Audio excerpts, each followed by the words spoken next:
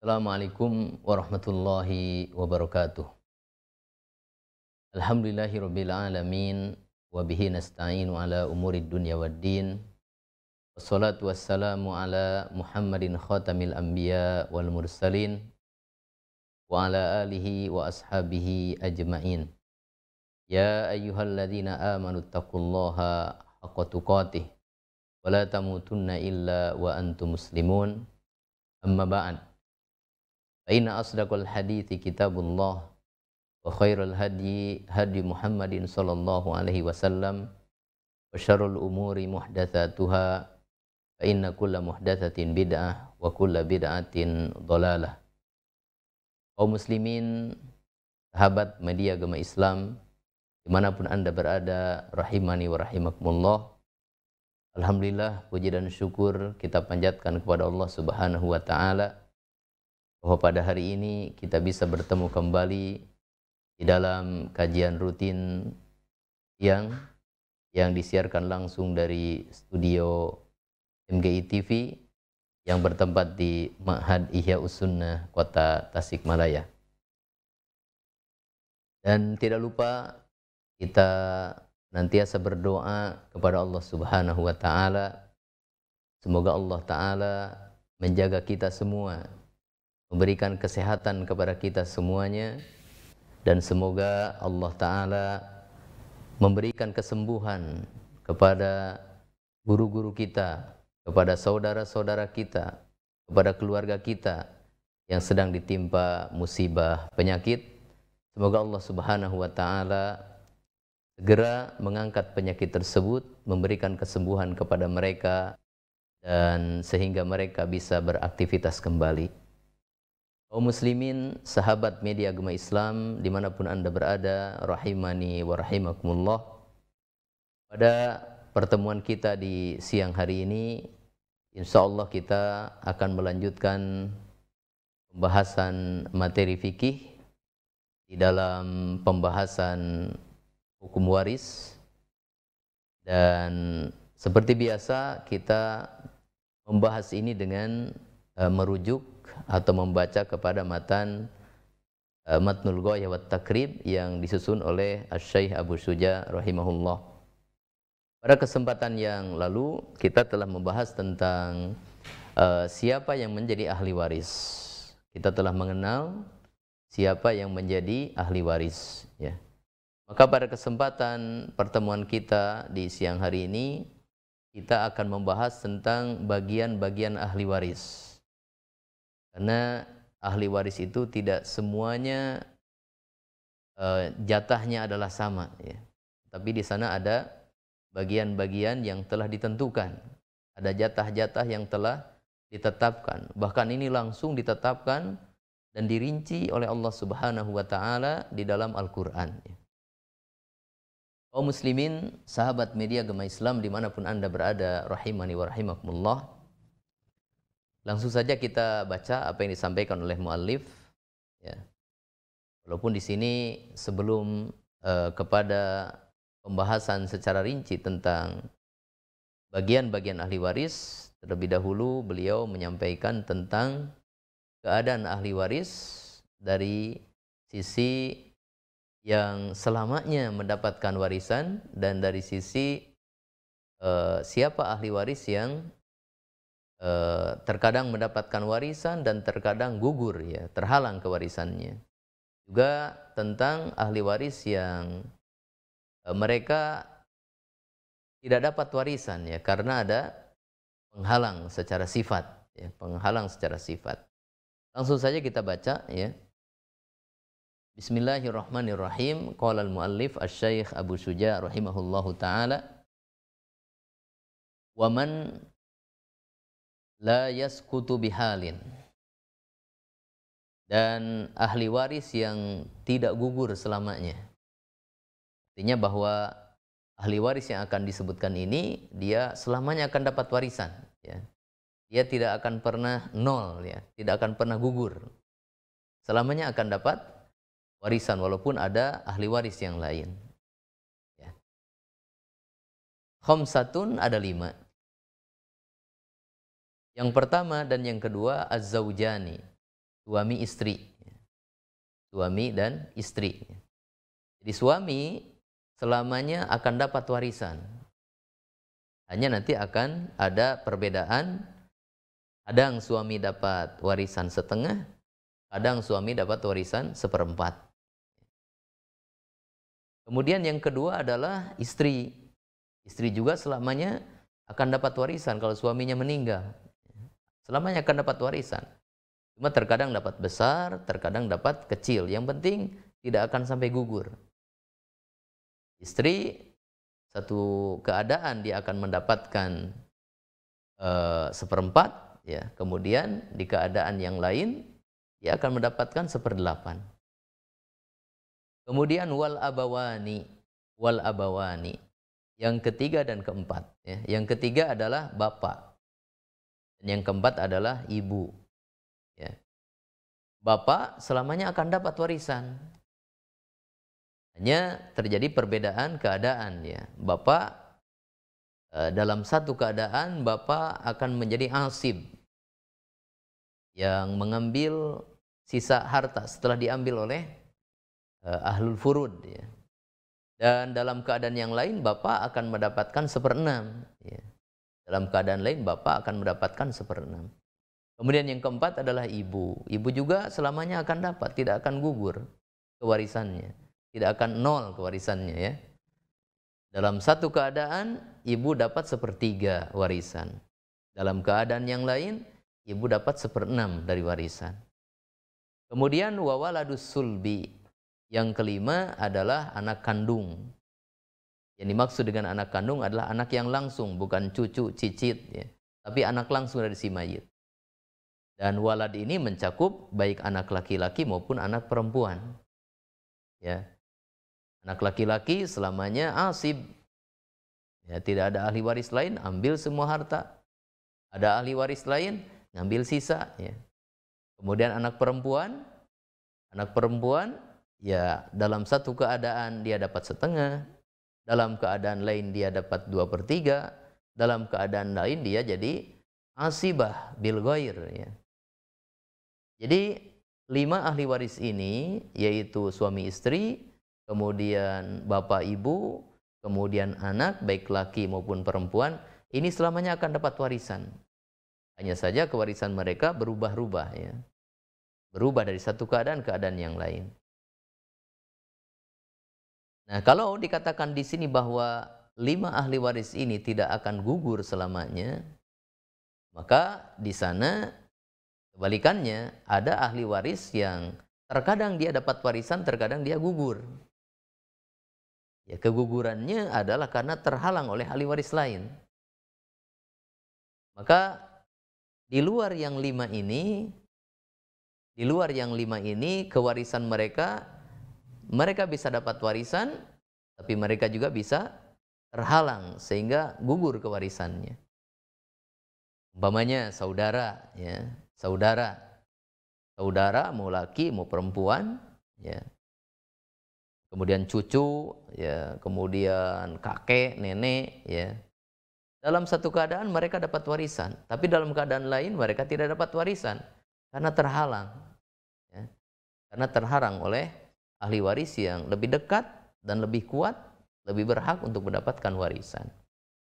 Kalau kemarin kita menyebutkan ada 25 ahli waris, kemudian di sini disebut 25, tapi kalau anak ini dipecah laki dan perempuan jadi 6, berarti 19 ahli waris. 19 ahli waris ini dalam satu keadaan mereka dapat warisan, dalam keadaan lain mereka gugur kewarisannya karena terhalang oleh ahli waris lain.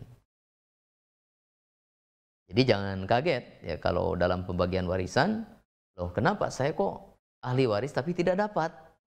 Sementara ini ahli waris dan dia tetap dapat.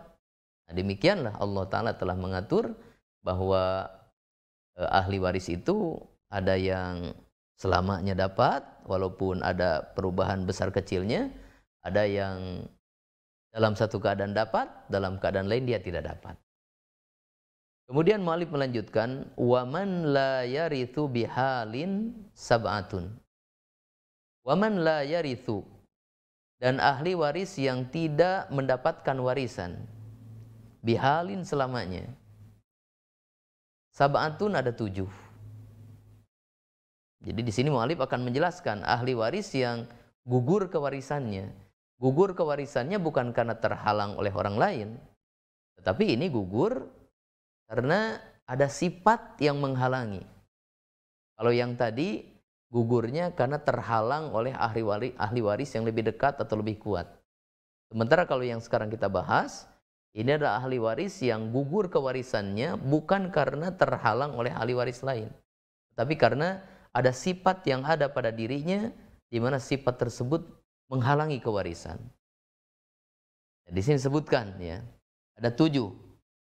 Al-abdu, budak, baik budak laki maupun budak perempuan, hamba sahaya. Ya.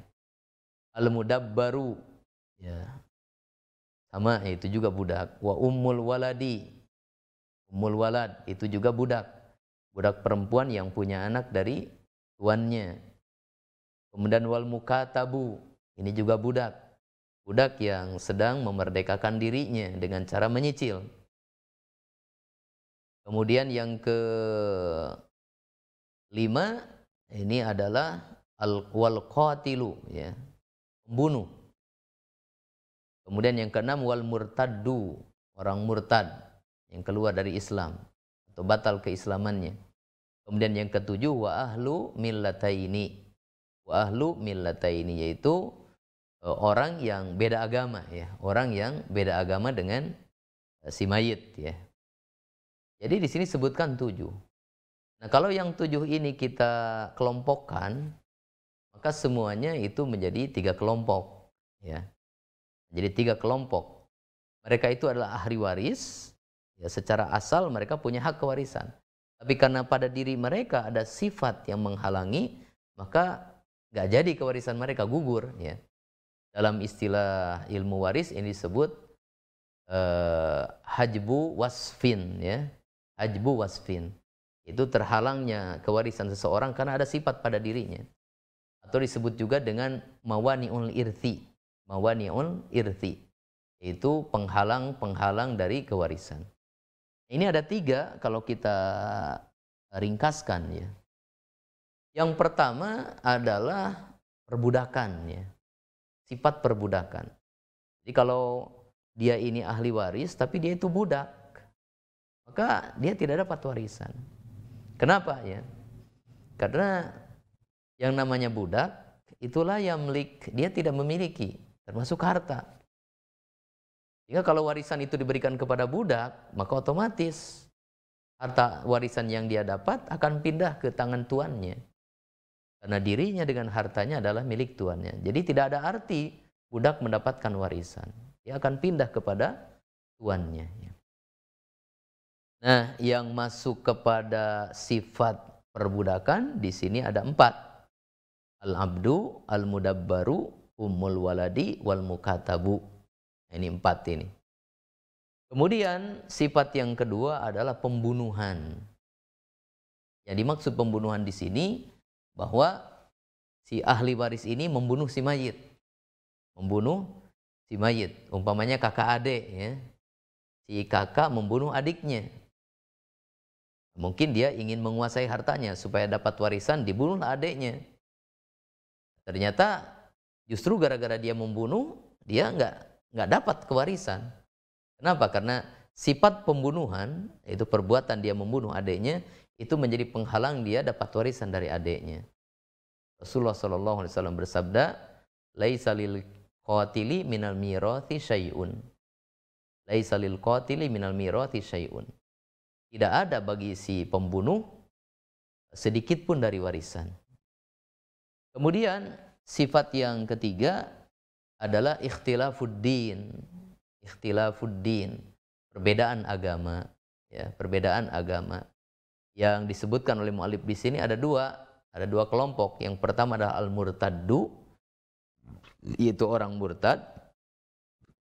Maka orang murtad ini dia keluar dari Islam, ya, batal keislamannya, maka dia tidak bisa mewarisi si mayit. Kemudian yang kedua adalah ahlu millatain, itu orang yang berbeda agama. Si mayitnya umpamanya muslim sementara dia anaknya ya Nasrani atau Yahudi atau Majusi, ya, maka dia tidak bisa mewarisi ayahnya yang Muslim. Ya. Rasulullah SAW bersabda, la yarithul muslimul kafiro walal kafirul muslima. La yarithul muslimul kafiro. Seorang muslim tidak bisa mewarisi dari mayit yang kafir. Demikian juga seorang kafir tidak bisa mewarisi dari seorang mayit yang muslim. Ini sifat-sifat atau 3 sifat yang menghalangi seorang ahli waris dari mendapatkan warisan. Jadi ini keterhalangannya bukan karena ada ahli waris lain, ya, tetapi karena sifat yang ada pada dirinya. Kemudian setelah itu muallif masuk kepada penjelasan tentang bagian-bagian ahli waris. Kaum muslimin, sahabat media agama Islam dimanapun Anda berada, rahimani wa rahimakumullah, bagian ahli waris secara macamnya ini terbagi kepada 2 macam. Terbagi kepada 2 macam. Yang pertama itu disebut dengan ahlul furud atau ashabul furud. Ya. Ashabul furud. Itu para pemilik bagian-bagian yang sudah ditentukan dalam warisan. Ya. Di bagiannya sudah ditentukan berapa bagiannya, setengah atau seperempat atau seperdelapan dan seterusnya. Kemudian yang kedua adalah ahlut ta'sib, ahlu at-ta'sib, yang kemudian disebut dengan al-asobah, ya, al-asobah. Nah, ahlut ta'sib atau asobah ini mereka adalah ahli waris yang bagiannya tidak disebutkan berapa bagian dia, ya. Jadi bagiannya tidak ditentukan. Nah, terkadang dia bisa mengambil seluruh harta, terkadang dia bisa mengambil sisa harta, terkadang dia nggak ngambil sama sekali. Ya. Kalau ada ahli waris lain dan sudah diambil semuanya, maka dia menjadi tidak dapat apa-apa karena nggak ada sisa. Ya. Ini namanya al-asobah, ya, ahlut ta'sib. Nah, kemudian di sini al-muallif di dalam menjelaskan tentang bagian-bagian ahli waris, terlebih dahulu beliau menjelaskan tentang ahlut ta'sib, al-asobah. Ya. Ya, saya jelaskan dulu, ya, apa arti al-asobah atau ahlut ta'sib. Yang pertama secara bahasa, ya, at-ta'sib, ya, itu diambil secara bahasa itu artinya al-ihatoh. Al-ihatoh artinya yang mengelilingi, ya, yang meliputi. Mengelilingi atau meliputi. Kemudian secara istilah al-asabah atau ahlut ta'sib ini adalah man yarithu biduni takdirin muayyanin atau biduni qadarin muayyanin. Itu orang yang mewarisi mayit tetapi dia tidak mendapatkan jatah tertentu, ya, tidak mendapatkan jatah tertentu. Nah, ini apa korelasi atau hubungan antara bahasa dengan istilah ini? Ya, hubungannya bahwa ahlut ta'sib ini nanti akan kita skemakan, ya. Ahlut ta'sib ini ada yang posisinya di bawah mayit, yaitu anak laki-laki, ya, cucu laki-laki dan seterusnya yang laki-laki. Kemudian ada yang di atas mayit, ini adalah bapak, kakek, yaitu yang laki-laki, ya. Kemudian ada yang di samping mayit, ya, saudara, ya, kakak, adik, itu yang laki-laki, saudara sekandung, saudara sebapak, ya, yang laki-laki. Kalau seibu bukan ahlut ta'sib. Kemudian di samping bapak, ya, berarti masih di atas mayit, itu ada paman, ya, saudaranya bapak, ya, ada paman. Maka kalau kita lihat ahlut ta'sib ini mengelilingi mayit, ya. Ada yang posisinya di bawah mayit, ada yang posisinya di samping mayit, ada yang posisinya di atas mayit. Jadi mereka mengelilingi mayit. Ya. Ya. Kemudian langsung saja kita bacakan ayat yang disebutkan al-mu'allif ya. Bismillahirrahmanirrahim. Ya, qala al-mu'allif wa aqrabul asobati, dan asobah yang paling dekat al-ibnu, anak laki-laki. Umma ibnuhu, kemudian anaknya, itu cucu laki-laki dari anak laki-laki. Ummal abu, kemudian bapak, ke atas sekarang pindah, tadi bawah ya, sekarang ke atas. Ummal abu, yang ketiga bapak ya. Kemudian thumma abuhu, yang keempat adalah bapaknya bapak, yaitu kakek dari bapak. Ummal akhu lil abi wal ummi, kemudian saudara laki-laki sebapa dan seibu, yaitu sekandung. Saudara laki-laki sekandung, ini yang kelima. Kemudian thummal akhu lil abi, kemudian saudara laki-laki sebapak saja, enggak seibu ya, sebapak saja. Thumma ibnul akhi lil abi wal ummi, yang ketujuh. Kemudian anak laki-laki dari saudara laki sekandung, itu keponakan si mayit ya, dari saudara laki-laki sekandung, keponakan laki-laki dari saudara laki-laki sekandung. Kemudian yang kedelapan, thumma ibnul akhi lil abi, thumma ibnul akhi lil abi, kemudian anak laki-laki dari saudara laki-laki sebapak, keponakan si mayit yang laki-laki dari saudara laki-laki sebapak. Thummal ammu, kemudian yang kesembilan adalah paman. Ala hadat tartibi, seperti urutan yang tadi itu, paman sekandung, kemudian paman sebapak. Thumma ibnuhu, kemudian anaknya, yaitu anak paman sekandung, dan anak laki-laki dari paman sekandung, dan anak laki-laki dari, kemudian anak laki-laki dari paman sebapak ya, saudara sepupu bagi si mayit ya. Saudara sepupu yang laki-laki dari paman yang sekandung, kemudian dari paman yang sebapak. Ya, fa in adumatil asobatu, dan seandainya tidak ada asobah yang disebutkan tadi ya, mulai dari anak laki-laki sampai kepada anak laki-laki dari paman sebapak ya. Kalau mereka semuanya tidak ada, fal maula al mu'tiku, fal maula al mu'tiku, maka yang menjadi asobah yang akan mengambil secara taksib adalah tuan yang memerdekakan, atau orang yang memerdekakan budak walaupun bukan tuannya ya. Ya, orang yang memerdekakan, yaitu dari sebab al-wala ya, yaitu memerdekakan budak. Ini apa namanya, ahlu taksib, atau yang kemudian disebut dengan asobah ya. Nah, sahabat media agama Islam dimanapun Anda berada, rahimani wa rahimakumullah. Kalau kita bikinkan skema ya, kita bikinkan skema, dan memang di sini ada perbedaan pendapat ya, ada perbedaan pendapat.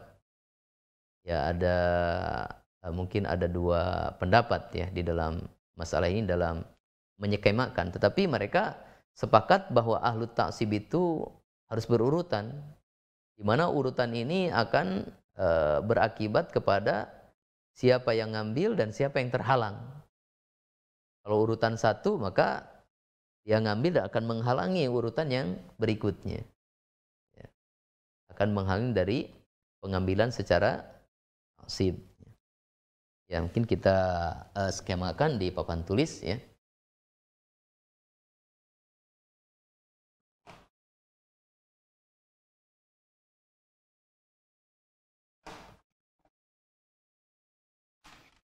Ya. Asobah, kita ambil salah satu pendapatnya ya. Kalau kita bagi, maka mereka itu ada 5 arah ya.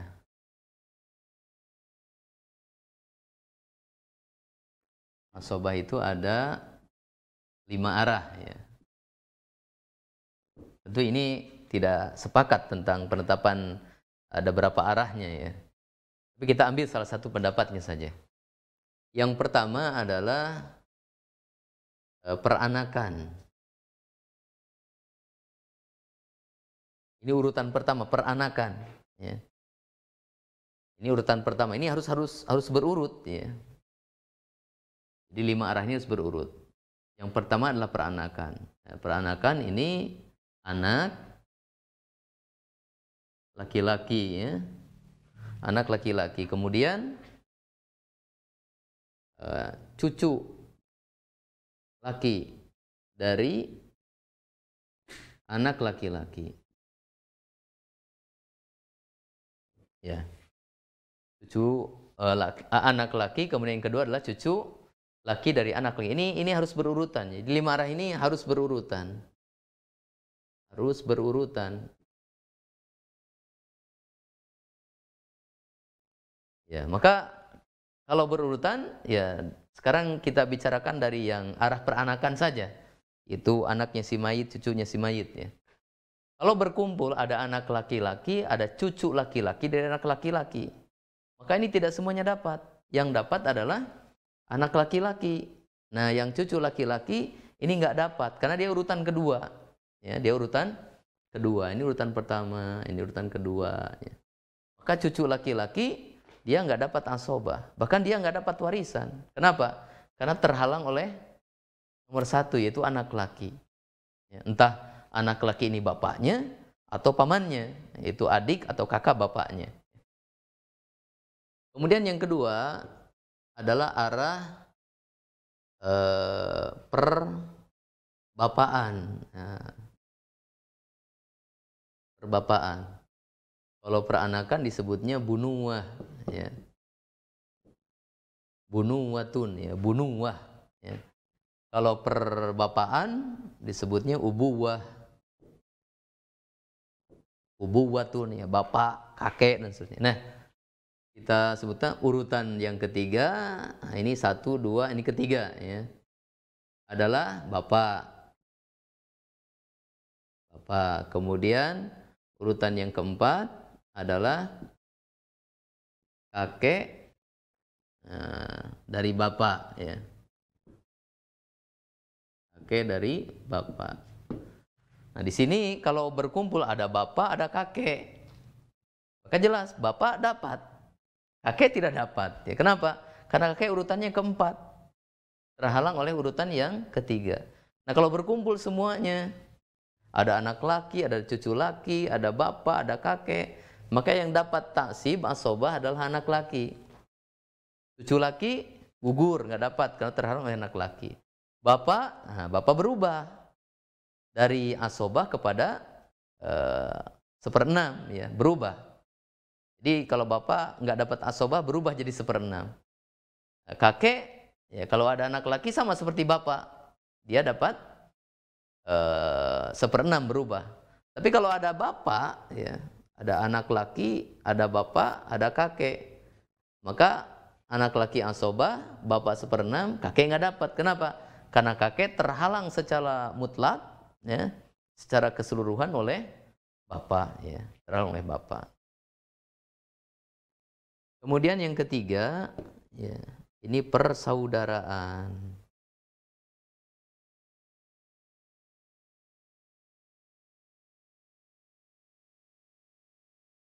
Disebut dengan ukhuwah. Ukhuwah ya. Ukhuwah. Nah, persaudaraan ini ada 4. Ini yang kelima. Nah, saudara laki dari saudara laki-laki sekandung ya. Saudara laki sekandung. Kemudian yang keenam, saudara laki sebapak. Kemudian yang ketujuh, saudara maaf. Yang laki sebapak, ya. Yang ini anak, ya, anak laki dari saudara laki sekandung. Jadi ini anak dari yang nomor 5, ya. Nomor 7 ini anak dari yang nomor 5. Kemudian yang ke-8 ini anak dari yang nomor 6, ya. Anak laki dari saudara laki sebapak. Nah ini. Jadi sudah 1, 2, 3, 4, 5, 6, 7, 8. Ini harus berurutan ini. Urut ini maksudnya ketika mereka berkumpul siapa yang dapat, siapa yang tidak dapat. Ya, itu jadi fungsi dari urutan ini. Ya. Kemudian yang keempat, ini perpamanan. Perpamanan. Nah, namanya dalam bahasa Arab umumah. Ya, umumah. Dalam bahasa Arab disebut dengan umumah, perpamanan. Ini ada 4 seperti yang di atas tadi, ya. Nomor 9, ya. Paman. Sekandung. Kemudian nomor 10, paman sebapak.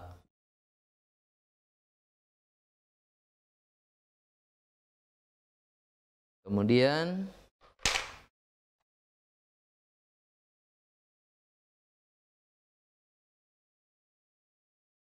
nomor 11, paman.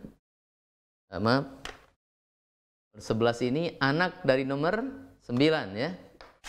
Itu anak laki dari paman sekandung.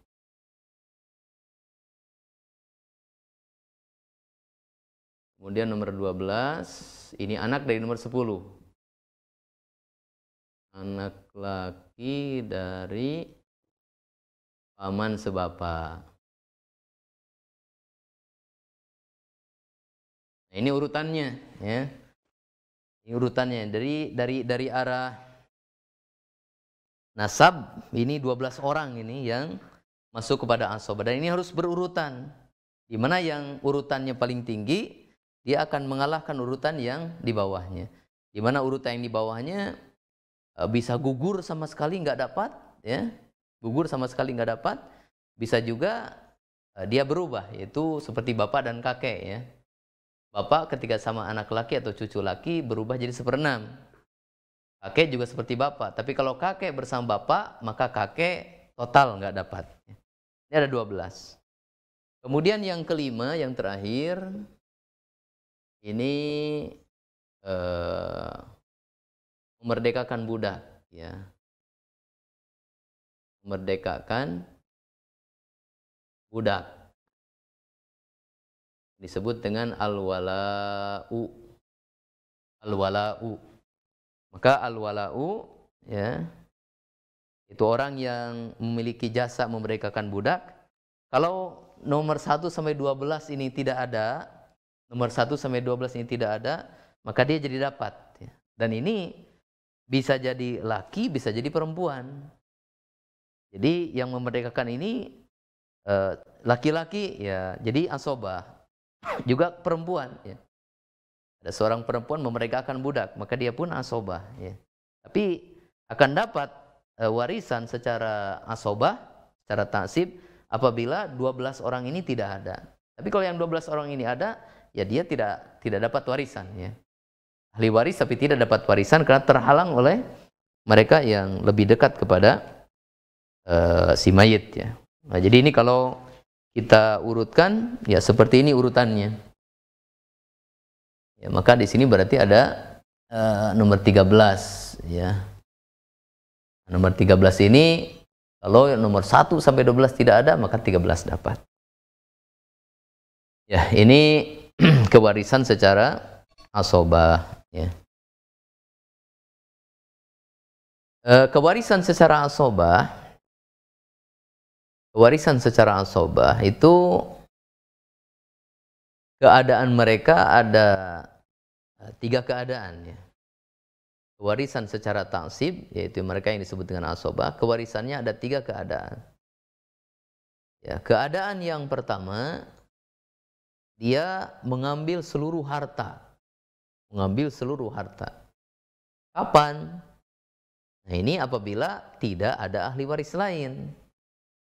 Apabila tidak ada ahli waris lain, maka asobah ini yang 13 ini ya, yang 13, atau mungkin kalau ini dipecah jadi 13 dan 14 kalau laki dipisahkan dengan perempuan. Ya, kalau tidak ada ahli waris lain, maka dia akan mengambil seluruh harta. Keadaan yang kedua, ya, keadaan yang kedua, dia mengambil sisa. Mengambil sisa. Terkadang orang biar gampang mengartikan asobah itu orang yang mengambil sisa gitu. Karena memang seringnya begitu. Asobah itu seringnya ya mengambil sisa. Nah, kapan ini asobah dia mengambil sisa? Asobah mengambil sisa ya apabila ada ahli waris lain dari ashabul furud. Jadi ashabul furud dia ngambil duluan. Umpamanya ada ashabul furud pemilik 1/6 ya, atau 1/8, maka diambil dulu 1/8 untuk atau 1/6 untuk pemilik furud. Nanti kalau ada sisa dikasihkan kepada asobah ini. Ya. Jadi dia nunggu sisa kalau ada ahli waris lain yang merupakan ashabul furud. Kemudian yang ketiga, keadaan yang ketiga adalah dia tidak mendapatkan sama sekali. Ya. Tidak mendapatkan sama sekali. Kenapa? Karena setelah diambil oleh ashabul furud ternyata tidak ada sisa. Ya. Ternyata tidak ada sisa. Ya. Tidak ada sisa. Ini konsekuensinya ya. Kalau memang dia itu jatahnya adalah sisa, ya kalau tidak ada sisa dia tidak dapat. Tetapi tadi telah disampaikan bahwa tidak mungkin tidak ada sisa. Gitu. Tidak mungkin tidak ada sisa bagi dua orang. Pertama adalah anak, ya, anak laki-laki. Yang kedua adalah bapak, ya. Yang kedua adalah bapak. Maka anak laki-laki dan bapak ini tidak mungkin tidak ada sisa. Pasti ada sisa. Pasti ada sisa. Kenapa? Karena anak laki dan bapak ini dia bisa menghalangi ahli waris lain. Ya. Bisa menghalangi ahli waris lain. Jadi itu keadaan kewarisan asobah ya. Terkadang dia mengambil seluruh harta kalau tidak ada ahli waris lain. Kemudian keadaan yang kedua, seringnya ini dia mengambil sisa ya ketika ada ahli waris lain yang mengambil furud. Kemudian yang ketiga, dia tidak mengambil apa-apa karena tidak ada sisa, habis. Ya. Habis diberikan kepada ashabul furud. Ini keadaan asobah ya. Kemudian sekarang mu'allif masuk kepada ashabul furud. Ya. Kelompok yang kedua dari ahli waris adalah ashabul furud. Walaupun tadi kita membicarakannya sebagai kelompok pertama tadi, tapi tidak apa-apa ya. Sini mu'allif menyebutkan terlebih dahulu tentang asobah. Kemudian setelah itu beliau menjelaskan tentang ashabul furud. Di kitab lain seringnya dijelaskan ashabul furud dulu, kemudian menjelaskan tentang asobah. Tapi tidak mengapa ya. Beliau mengatakan faslun, fasal. Wal furudu, dan bagian-bagian tertentu. Al-madhkuratu, yang disebutkan di kitabillahi ta'ala, di dalam kitabullah, yaitu Al-Quran. Sittatun, ada 6. An-nisfu, bagian setengah. Warrubu'u, ya, bagian seperempat. Wathumunu, bagian 1/8. Wathuluthani, bagian 2/3.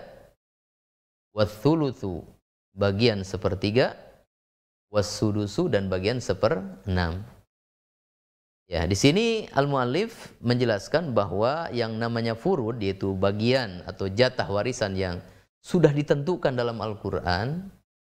Ini istimewanya ilmu waris ya, bahwa pembagiannya rinciannya sudah langsung disebutkan dalam Al-Quran ya. Sementara hukum-hukum yang lain biasanya Al-Quran menyebutkan secara garis besar, nanti rinciannya dalam hadis. Tapi khusus untuk hukum waris ini Allah Ta'ala langsung memerincinya di dalam Al-Quran. Maka bagian-bagian tertentu yang disebutkan dalam Al-Quran itu ada 6 ya. Pertama ada setengah. Dalam surat An-Nisa ya. Dalam surat An-Nisa penjelasan tentang bagian tertentu ini terdapat dalam 3 ayat ya. Pertama ayat 10, kemudian yang kedua ayat 11, kemudian yang kedua ayat 176 kalau tidak salah ya. Itu ujung surat An-Nisa. Ujung surat An-Nisa ya. Silahkan nanti dibuka dalam 3 ayat ini, maka kita akan mendapatkan bagian-bagian. Di sana disebutkan an-nisfu, seperti ya Allah Ta'ala berfirman, walakum nisfu ma taraka azwajukum, bagi kalian wahai suami setengah dari apa yang ditinggalkan oleh istri-istri kalian ya, kalau si istri tidak punya anak. Kemudian yang kedua ar-rubu'u ya, bagian seperempat. Bagian seperempat. Allah Ta'ala berfirman masih dalam ayat yang sama ya, fa in kana lahunna waladun falakumur rubu'u. Kalau istri-istri kalian yang meninggal ini punya anak, maka bagi kalian seperempat. Ini contoh ya, karena pemilik seperempat tidak hanya suami. Di sana ada istri juga ya. Ini contoh saja dalilnya. Kemudian yang ketiga adalah bagian ats-tsumunu seperdelapan. Seperdelapan. Ini jatah istri sendiri ya. Hanya satu ahli waris saja, itu istri. Tapi istri itu bisa 1 orang, 2 orang, 3 orang, ya sampai 4 orang. Jadi yang ngambil seperdelapan ini hanya istri saja. Walahunna tsumunu mimma taraktum in kana lakum walad. Ya. Dan apabila ayat itu walahunna rubu'u mimma taraktum illam yakul walad fa in kana lakum waladun falahunna ats-tsumunu mimma taraktum ya. Fa in kana lahunna waladun fa in kana lakum waladun, kalau kalian wahai suami punya anak, falahunna ats-tsumunu, maka bagi istri kalian dapat seperdelapan ya. Kemudian bagian yang keempat adalah ats-tsulutsan, 2/3. 2/3 ya, 2/3. Nah, di antaranya disebutkan dalam ayat 10 ya. Wa in kunna nisa'an fawqa thnataini falahunna thulutsa ma tarak. Kalau anak-anak perempuan ini 2 orang ke atas, jumlahnya 2 orang ke atas, gak ada anak laki, yang ada cuma anak perempuan, jumlahnya 2 orang atau lebih, maka bagi mereka thulutsa ma tarak, 2/3 yang ditinggalkan oleh bapak mereka. Kemudian bagian yang kelima adalah ats-tsulutsu, sepertiga. Sepertiga ya. Di antara pemilik sepertiga adalah ibu ya. Ibu ya. Allah Ta'ala berfirman, fa illam yakul lahu waladun fali ummihi ats-tsuluts. Kalau si mayit tidak punya anak, maka fa illam yakul lahu waladu wa warithahu abawahu fali ummihi ats-tsulutsu. Fa illam yakul lahu waladun, kalau si mayit tidak punya anak, enggak ada anak laki, enggak ada anak perempuan, enggak ada cucu yang jadi ahli waris, wa warithahu abawahu, dan ahli warisnya cuma bapak dan ibunya saja. Ya, maka fali ummihi ats-tsulutsu, untuk ibunya sepertiga. Kemudian bagian yang keenam adalah as-sudusu seperenam. As-sudusu seperenam ya. Seperti jatah ibu ya. Jatah ibu ketika ada anak bagi si mayit atau ada sekumpulan saudara, yaitu 2 orang saudara atau lebih. Seperti dalam firman Allah Ta'ala, fa in kana lahu ikhwatun fali ummihi sudusu. Fa in kana lahu ikhwatun, kalau si mayit ini punya saudara 2 orang ke atas, ya, mau laki atau perempuan atau campur laki dan perempuan, mau sekandung, sebapak atau seibu, yang penting jumlahnya 2 orang saudara. Fali ummihi as-sudusu, maka ibu dapat 1/6. Nah, ini bagian-bagian yang telah ditetapkan di dalam Al-Quran ya, untuk ashabul furud, yaitu ahli waris yang mendapatkan bagian tertentu. Maka bagian-bagian tersebut semuanya ada 6 bagian. Ada bagian setengah, ada bagian 1/4, ada bagian 1/8, ada bagian 2/3, ada bagian 1/3, dan ada bagian 1/6. Siapa saja yang menjadi ashabul furud, para pemilik bagian tertentu ini, maka insya Allah akan kita bahas pada pertemuan yang akan datang. Ya, kita akan bahas satu persatu. Ya, siapa pemilik setengah, berapa orang, dan kapan mereka dapat setengah ini. Dan begitu juga bagian-bagian yang lainnya, insya Allah akan kita bahas pada pertemuan yang akan datang. Untuk pertemuan kita di siang hari ini, saya cukupkan sampai di sini. Mudah-mudahan ada manfaatnya, menjadi tambahan hasanah ilmu bagi kita semuanya. Dan saya sampaikan terima kasih atas segala perhatiannya, dan mohon maaf dari segala kehilafan dan kekurangan. Saya pamit, saya undur diri. Mudah-mudahan di lain waktu kita bisa bertemu kembali. Dan saya tutup dengan kafaratul majlis. Subhanakallahumma wabihamdika, asyhadu an la ilaha illa anta, astaghfiruka wa atubu ilaik. Wa sallallahu wasallama ala nabiyyina Muhammadin wa ala alihi wa ashabi ajmain. Wa akhiru da'wana alhamdulillahi rabbil alamin. Wassalamualaikum warahmatullahi wabarakatuh.